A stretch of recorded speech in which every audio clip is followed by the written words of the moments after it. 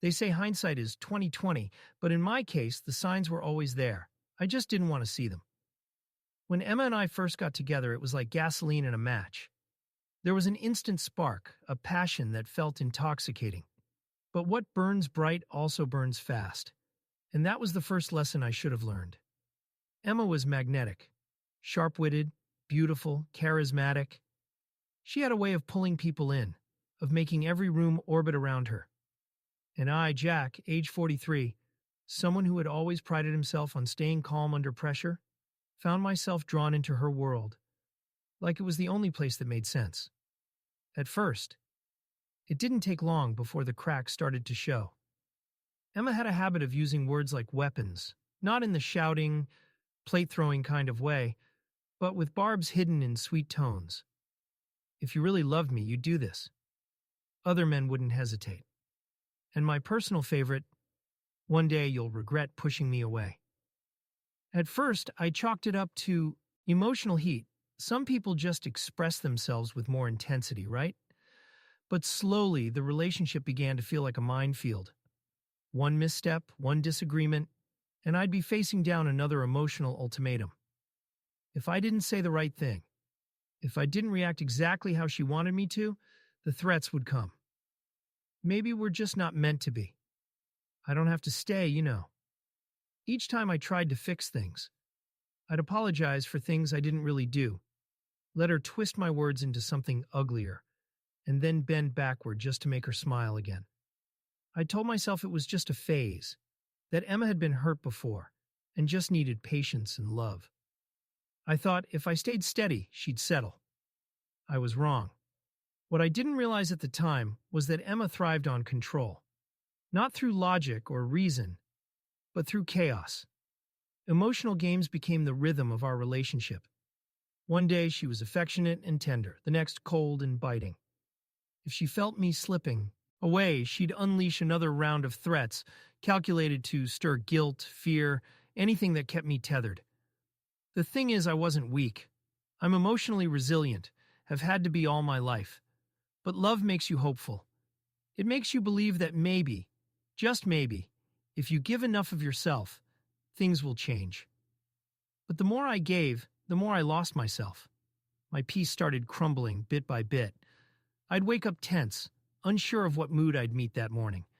I'd rehearse conversations in my head to avoid triggering another meltdown. I was becoming a ghost of myself, just trying to survive the emotional roller coaster she kept on track, with threats and tears. Still, I didn't walk away. Not yet, because sometimes it takes getting pushed to the edge to realize you're standing on a cliff, and it's safer to jump than to keep backing up. Looking back, I can't point to just one moment that marked the collapse. It wasn't a single event. It was a slow erosion, like waves carving away at the edge of a cliff until one day, it all gives way. For me, the breaking point came not with shouting or dramatic farewells, but with clarity, quiet and resolute. Emma's emotional tactics didn't just continue, they evolved. Her threats became more pointed, more personal. She stopped saying maybe and started speaking in absolutes. "You're never going to change, are you?" she said one night after I suggested we take a break from a pointless argument. "You don't actually care about us. You just care about being right." Her words weren't loud, but they hit like fists. Not because I believed them, but because I realized she did. Or at least she wanted me to. What used to be impulsive bursts of anger turned into choreographed speeches. It was like she had rehearsed the things she knew would make me second-guess myself. She'd start with guilt. "After everything I've done for you, this is how you treat me?" Then move to fear. "One day you'll come home and I'll be gone." And finally, anger. "Maybe you're just like all the others, cold, selfish, emotionally stunted." The routine was predictable, but what changed was my reaction. I stopped flinching. I stopped offering comfort. I stopped scrambling to fix what I didn't break. Instead, I listened, and I saw it all for what it was. A cycle, a game, and I was done playing. One afternoon stands out more than the others. We were supposed to meet for lunch, just something casual at a little spot we liked. I showed up 10 minutes early. Emma arrived 20 minutes late. No apology, just a shrug and a complaint about traffic. She sat down, barely acknowledged me, and launched into a tirade about how I wasn't present enough for her emotionally. I listened, not defensively, but thoughtfully. And when she finished, she crossed her arms and said, "You either start showing me I'm a priority, or I'm walking away." That was the moment. Not because of what she said, but because of what I didn't feel. I didn't feel panic. I didn't feel guilt. I didn't feel the overwhelming urge to make her stay. Instead, I felt relief. It was like something inside me finally clicked into place. All those months I'd spent trying to decode her moods, to repair the cracks in something she kept breaking on purpose, it suddenly felt pointless. She didn't want a partner. She wanted control. And I was tired of trading my peace just to keep her temper at bay. That night, back at home, she tried again. This time it was about a message on my phone from an old college friend, a woman. Nothing romantic, nothing secretive, just a check-in. Emma turned it into a full-blown interrogation. "Do you still have feelings for her? Are you bored with me? Is that what this is about?" She threw every insecurity she had at me like darts, hoping one would stick. But I was past the point of reacting. I didn't yell. I didn't explain myself for the 100th time. I didn't raise my voice or argue about my right to have friends. I just watched her unravel, calmly, quietly, and in that silence, I understood something crucial. Nothing I could ever say or do would change this pattern. Because this wasn't about love. This was about control, and how she lost her grip whenever I didn't bend. I went to bed early that night, leaving her in the kitchen, fuming in silence. I slept soundly, for the first time in weeks. In the morning, I woke up with a clear mind and a full heart. Not because I was happy, but because I was finally free from the emotional haze she kept me in. That was when I knew. This wasn't a rough patch. This wasn't miscommunication. This was manipulation, wrapped in the guise of passion. And it had reached its limit. I stood in front of the mirror and looked at myself. Not just at the tired eyes and clenched jaw, but at the man I had become. A version of me I barely recognized. I had lost my balance, my laughter, my calm. I had become a shell, walking on eggshells to avoid setting off the next emotional explosion. But no more. The breaking point wasn't about destruction. It was about awakening. And once I saw the truth, I knew what had to come next. Leaving someone isn't about slamming doors or shouting final words. It's about reaching a point where staying no longer feels like love, but surrender. That realization hit me on a morning that looked like any other. The sunlight filtered through the blinds just the same. The coffee brewed with the same hiss and gurgle. But something in me had shifted. There was no more tension in my shoulders, no inner debate playing on loop. I wasn't dreading the next argument or anticipating her reaction to something innocuous. I was simply done. Emma had woken up irritable again, as if her restlessness through the night had fermented into blame. "You didn't clean up the kitchen," she snapped, barely giving me a second glance. The night before I had. I remembered wiping down the counters, loading the dishwasher. But that didn't matter. With Emma, it was never about what actually happened. It was about control. Today's grievance was a pretext, another excuse to provoke a confrontation that would end with her issuing another ultimatum and me playing peacekeeper. But I didn't respond with defensiveness or silence. I didn't try to reason with her or smooth things over. I simply said, "Emma, I'm not doing this anymore." The moment the words left my mouth, the room shifted. Her expression flickered with surprise. Not rage, yet, but confusion. She wasn't used to calm defiance. Her power came from storms. She didn't know what to do with clear skies. "What do you mean you're not doing this?" she asked, trying to reassert the rhythm of our old dance. "I mean, I'm not going to keep pretending that this is normal," I said. "I'm not going to keep shrinking to fit your moods or apologizing for things I haven't done." She scoffed, walking across the room like a general preparing for war. "So what? You're just walking away? You're going to give up after everything?" That was her angle, framing my departure as failure. But I didn't see it that way anymore. I had spent months, maybe years, holding together something that only survived because I kept patching the holes. Emma didn't want to fix anything. She wanted me to believe that I was always the problem, so she'd never have to change. "I'm not giving up," I said gently. "I'm choosing peace. My peace." Her eyes narrowed. "You're making a mistake." And that was the final thread. Not "please stay," not "I love you," not "let's try again." Just another veiled threat wrapped in pride. I didn't shout.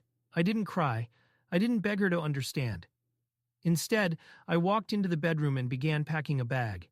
Not in a fury, not with the trembling hands of a man running from chaos, but with the calm certainty of someone walking towards something better. She followed me, tried to bait me with accusations. "You're acting like a coward," she hissed. "Running away from what? Me? Yourself?" But none of it landed. Her words, once sharp enough to cut, had dulled. They no longer stuck. I had built up years of internal defenses, and that morning they finally held strong. There was no hatred in me, just clarity.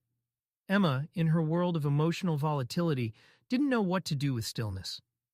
She tried to draw me back into the emotional current, to bait me with tears, with silence, with sudden kindness.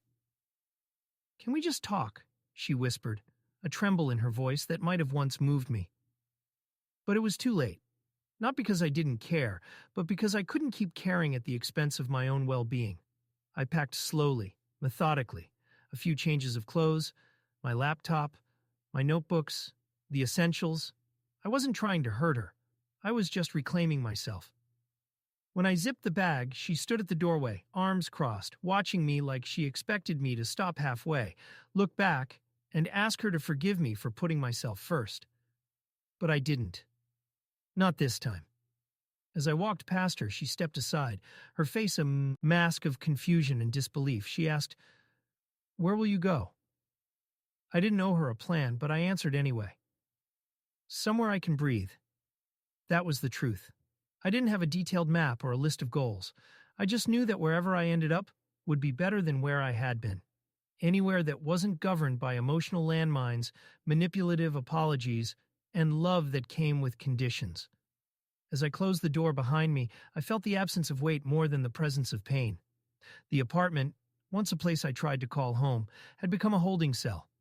Now, stepping into the crisp morning air, I felt free. Not euphoric, not triumphant. Just real. Grounded. Present. I walked to my car, set the bag in the trunk, and sat behind the wheel. For a moment I stared at my hands on the steering wheel. Hands that had built a life, supported someone through their storms, steadied a shaky relationship until they couldn't anymore. And then I turned the key. There was no cinematic swell of music, no dramatic monologue, just the quiet hum of the engine, the beginning of a new story. And for the first time in a long time, I wasn't looking back. Emma always believed she was in control. In her world, threats weren't just warnings, they were currency. She spent them freely, assuming the debt would always fall on me. Her voice, sharp and poised, would drop a little lower when she wanted to make an impact. "One day, you'll regret this," she'd say. Or, "If I leave, you'll come crawling back." For years, I let those phrases echo in my head, not because I feared them, but because I feared the fallout, her heartbreak, her anger, the chaos that always followed when I didn't give her what she wanted. But now that I was gone, a strange thing happened. The chaos didn't follow me. It stayed with her. At first, she did what she always did, tried to regain control. Within hours of my departure, the messages began pouring in. They started composed, strategic. "Let's talk." Read the first one. "I didn't mean to push you away." But when I didn't respond, they shifted in tone. By the next day, her texts were frantic, laced with fury and desperation. "You think you're better than me? You think walking away makes you strong? You'll be back. I know you." I didn't answer. Not because I wanted to hurt her, but because silence was the clearest boundary I could draw. I wasn't punishing her. I was protecting myself. I had spent too long inside a relationship where my emotional stability was constantly under siege. Answering would have meant re-entering that battlefield, and I had already laid down my armor. A few days later, the calls started. Missed calls at all hours. Voicemails that began tearful and ended with accusations. Emma wasn't used to being ignored. In her mind, love was a tug of war, and she had always expected me to pick up the rope. But I had stepped away. And without me, there was no game to play. Friends reached out too, people we'd known as a couple, people who had always been closer to her but respected me. Emma's really struggling, they said. Maybe you could just meet with her, give her some closure. But what they didn't understand was that closure wasn't something she wanted to receive. It was something she wanted to control. And I had already given mine. I left. Meanwhile, my life, though unfamiliar and uncertain, felt quieter, more stable. I rented a small place on the edge of town. Nothing extravagant, just peace. I started sleeping through the night, something I hadn't realized I'd forgotten how to do. I cooked meals without walking on eggshells. I read books, ran in the mornings, called friends I'd neglected. I began remembering who I was before I spent so much energy trying to hold someone else together. But for Emma, the reality of her threats finally caught up to her. For so long, she had treated leaving as a bluff, a card she could flash to make me fold. She never thought I'd call it. She never believed I would actually go, and when I did, she was left with the mess she never thought she'd have to clean up alone. She tried rewriting the narrative. Social media posts about how I abandoned her. Cryptic quotes about fake love and emotional unavailability. But beneath the curated captions, I saw the unraveling. The woman who once stood tall on ultimatums was now stumbling through the silence I had left behind. It wasn't that she missed me, at least not in the way people miss someone they love. She missed the version of me that stayed, that absorbed her anger and made space for her storms. She missed the audience for her drama, the sounding board for her guilt-laced monologues. Without me, she had no one to provoke, no one to perform for. Her reality was no longer shaped by power over someone else. It was shaped by the absence of someone who no longer played her games. One day, weeks after I left, she sent one final message. It was short, almost unrecognizable in tone. I didn't think you'd actually go. That was it. No threats, no bait. Just those 8 words. It told me everything. She had never expected me to choose myself. She had bet on my loyalty being stronger than my need for peace. And she had lost. I didn't respond, not out of cruelty, but because I had already said everything I needed to say. I had said it with my silence, my absence, and the life I was building without her. Her threats had always been designed to scare me into staying. But in the end, the only person who ended up living in the shadow of those threats was her. She said I'd regret it. She said I'd come crawling back. She said she'd leave if I didn't fix things.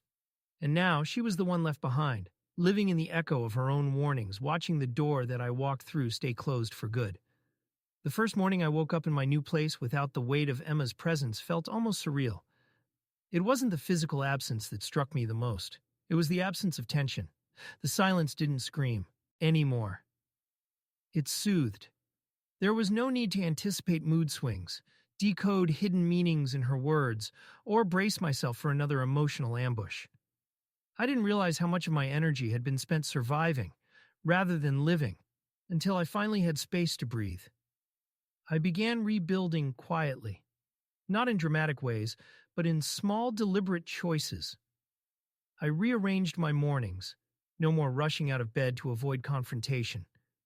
I started journaling again, writing down thoughts that had been buried under years of emotional exhaustion. I reconnected with people I had distanced myself from, not because of anger, but because I'd been too tired to maintain anything outside of my relationship. These reconnections felt like tiny roots regrowing in soil I thought had gone barren. Peace isn't loud. It doesn't announce itself with fireworks or applause. It settles in slowly, a kind of quiet contentment that wraps around your daily moments.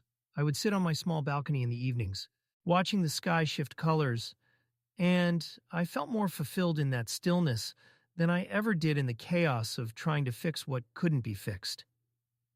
I heard from mutual friends that Emma was struggling. She had become distant, even from the people who once enabled her behavior.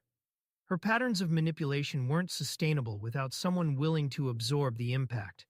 Her anger, once her shield, now isolated her. Some people began to see her not as the misunderstood woman she portrayed, but as the architect of her own pain. It wasn't vengeance. I didn't want her to suffer. But there was something deeply clarifying about seeing that her threats had never been about love or loss.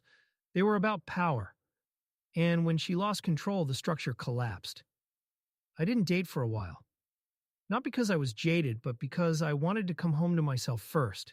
I needed to understand who I was after everything. The relationship hadn't broken me, but it had worn me down. I had forgotten how much strength lived in simply choosing peace every day.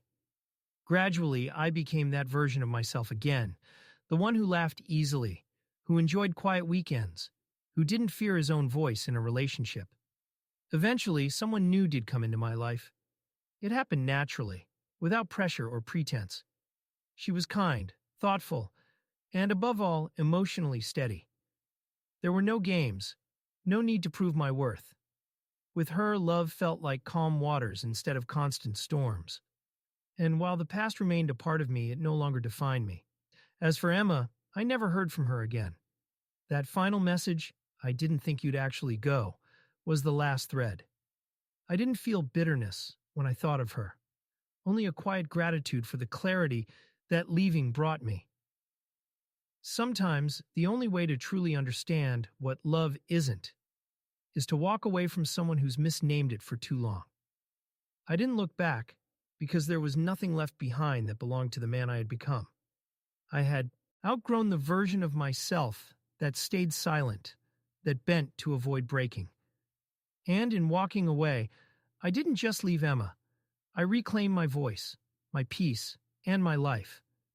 Her threat had turned into her reality, and mine had become freedom.